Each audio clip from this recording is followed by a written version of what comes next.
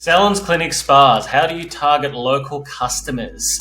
How do you bring more people through the door every single day, more appointments? How do you go about doing that? There's two ways. Number one, you can pay for paid advertising. Number two, you can look at working with the search engine to be able to show your business to people organically. That's what we're going to be talking about today. And if you're new to the channel and this is the first time that you've seen us, my name's Jared Harmon. I run a company called growsalon.com. We specifically specialize in salons, clinics, and spas, helping to become more visible online and have to never ever worry about getting a new client ever again. Let's get stuck into it. So first of all, this is probably, I would say, one of the most underutilized areas in the whole entire industry. The big players do it because they realize that, hey, if I work with the search engine to be able to show on page one for my salon, clinic, or spa, it's going to be a lot more beneficial for me rather than having to just continue to spend money on advertising every single month, which they'll do anyway, right? Because it just brings more fuel to the fire and more bookings for the business. But if you show up in search just naturally and organically, it's actually so much better because that's advertising space you didn't have to pay for, and you just automatically get shown in front of thousands of people looking for salons, clinics, or spas every single day. So first of all, that's really the main reason why you want to be focusing on SEO as a business. Because SEO, while it is a long-term strategy, does take a while to get to page one, and we've been able to rank businesses on page one within 60 days. And, that's all good and great, but as much as I'd like to say, hey, you can be guaranteed to be there in 60 days, in some cases it's not possible. Whereas, in 12 months it's a completely different story. It'd be nothing for a business to be able to double their traffic or even triple their traffic that they get to their website in as little as 12 months with some very specific strategies. And you can go faster with it, you can go slower. It just depends on how much energy and effort you want put into this particular strategy. So SEO, really, why you would do it? Well, number one, you just want to be on page one. You want to be front of mind. You want to be in front of somebody every single day with your product and service, and not necessarily have to pay for that space to be there. You want to just show up organically. So that's the reason why really you want to do it. It gives you a lot more local visibility and gets you in front of a lot more people a lot quicker. Things like it's really good for your reputation management as well too. If you are on page one and you do get shown first, and getting clients to do reviews and all these types of things too also adds the fuel on top of this when you're running, when you're really working on the search engines to be able to show up on Google. And what I'm going to do now, I'll kind of dive into now, since we've done the reason why and everything, I want to dive a little bit deeper into some core strategies and things that you can focus on for your salon, clinic, or spa to be able to take it to the next level. So first thing you want to be doing is you want to be working on your reputation management in general. Now, a lot of your salon, clinic, or spa software that you currently use will enable you to be able to do that. There is heaps of other companies that do that already. But if you don't, you can use pretty much any CRM software that you can just literally put at front desk. And that CRM software, you can set up every single client that comes through. It's just a standard SOP that you can pass on to staff members, that when someone checks out, that they get tagged in an automated sequence, which sends them a text message and an email that says, please leave us a Google review. And incentivizing these types of things as well can be really important.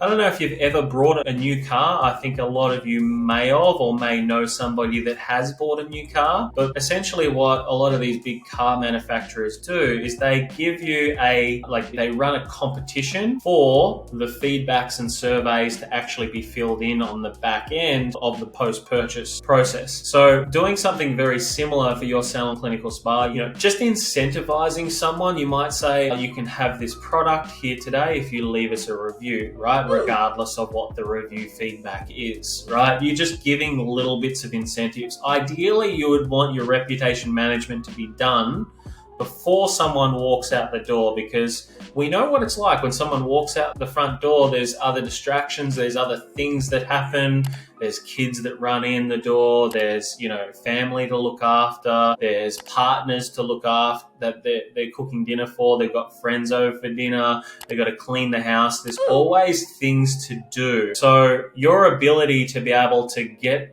a review while they're in there and using some way to automate that is going to make a huge difference with your ability to be able to build the reputation. Naturally, the more reviews you can get, the more visible you will become on the search engine as well too. And I'm talking that part where the Google My Business listings come in, right? So yeah, really focusing on reputation management and reviews specifically on Google and even Facebook as well. Same thing, right? Both of those really add a lot to your visibility online. The next thing is, and this is just a side note as well too, when you're working on things like SEO, you need to make sure the mobile version of your website is highly optimized. I had a salon owner come to us a few months ago and they had a lot of SEO and things like that done for their business. So they were getting really good traction and really good traffic. But when you go to the mobile version of their website, it was freaking terrible. Like, it was so bad. You literally had to zoom in on your mobile phone and then scroll across to try and find where, you know, the book now is or the contact numbers are and things like that too. So you need to make sure that your user experience on your website is great. And you don't need a fancy website. Even just a one-page website is fine if you're very new, right? For those of you that are a little bit more advanced, obviously you probably already got a full website, but it's just making sure that's mobile optimized as a result of the different things like your reputation management, your SEO that you're currently doing. So that's one side to it. So reputation management, really important. Second thing is you're sort of expanding further on your Google My Business listing, because that's where the reviews and your reputation management would go. Making sure that you are optimizing your Google My Business listing so you can add tags, so to speak, for lack of a better term, just tags. So it's like, you know, hashtag on Instagram. You can provide the same thing to Google when you set up your profile, sharing the different types of services that are relevant to your business and what your business is relevant. So that helps Google to be able to serve you in the search engine a little bit better too, if they have like a North Star to follow of what you do. So that's including things like treatments you might be doing, services that you do, that type of stuff. Are you a hair salon? Are you working more with skin? What is that? So adding as many of those different terms as well too, so they can actually serve you in search a lot better and a lot quicker. So adding those tags and setting up your profile is really, really important. Then the next level to this as well too is you can physically post on the listing itself. Now, when you look to post, you need to also think about the different types of keywords that your client is going to search for at the same time. So, give you some examples. You might have an injectables nurse at your clinic, for example, and, you know, injectable treatments or anti-wrinkle treatments, that is a keyword of something that someone would be looking for. So if you're going to write a post about your business, you would choose anti-wrinkle treatments as a keyword, and you would have that keyword in the post that you're posting on your Google My Business profile. So using those keywords in it, really important when you do like your graphics and different things like that as well too. If you can include the keywords on those as well too, you know, that would be great, because then those images that you post as well too, they do show up in Google Images. So it's really important that you do use these types of things when you are looking to post. So it does require you to give some thought, do some research as to what it is that you're going to post each and every time that you go to do this. The next thing is on-page SEO. So when someone comes to your page, or when Google goes to look at your page, or Bing decides to look at your page, what they try to do is they try to work out what is your page about, right? So they look at things like your heading right at the top of the page and they say,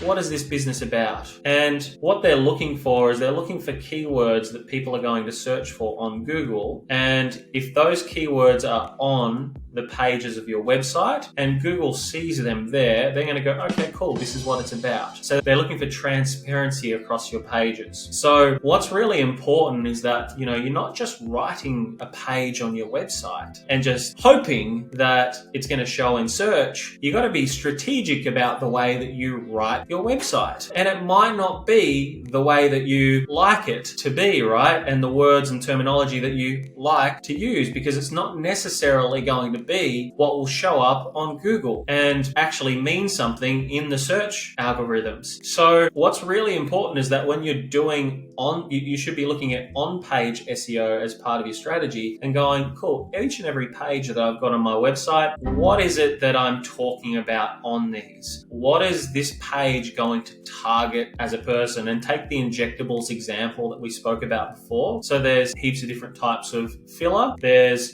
different types of injectables in general.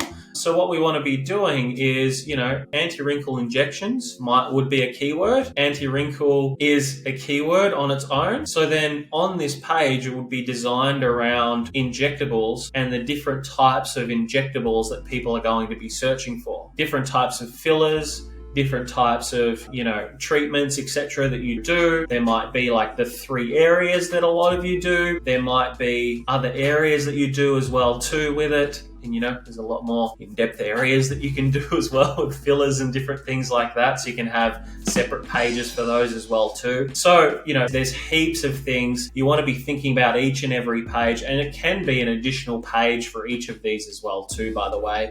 It doesn't have to be included on every single page. If you look at a lot of the way we like to do SEO, it's like we would have specific pages for specific problems that we solve. And all of it will lead back to specific products that we sell as a salon, clinic, or spa. Right? Massage might be one page, injectables is another page. And you might separate like things like Botox, because you might want to use that as more of a Botox type pushed page, and then have separate filler pages and things like that as well too, which is totally cool. You can do that because if someone's searching for a certain type of filler, you want to make sure that you serve them a page that's about that specific type of filler that they're looking for. And then there's a thing called internal linking, where you can link the different other types that you do that also have specific pages for that. So this is all your internal SEO, like your on-page SEO strategy. And by you using this a lot more effectively, it'll help serve you into Google and Bing and Yahoo and those types of search algorithms that people are all searching on. It'll help serve you a lot better as well too, and actually get better quality traffic, and more importantly, be able to turn that traffic into bookings, which is really, really important. So this is the main things really that you want to be thinking of when you're looking at getting local clients. Obviously, there's other things that you can do as well too, like local citations, for example, which is basically just creating citations across the web with your salon's name, your salon's address, salon's contact number. There's heaps of local listings that you can start putting these citations onto for your business as well, all around Australia or America or Canada or UK or New Zealand, wherever you're from watching this video. Could even be in Europe, could be in Asia, India, etc. So wherever you are, you want to be looking at listings that you can list your business onto. I know here in Australia, we've got the yellow pages,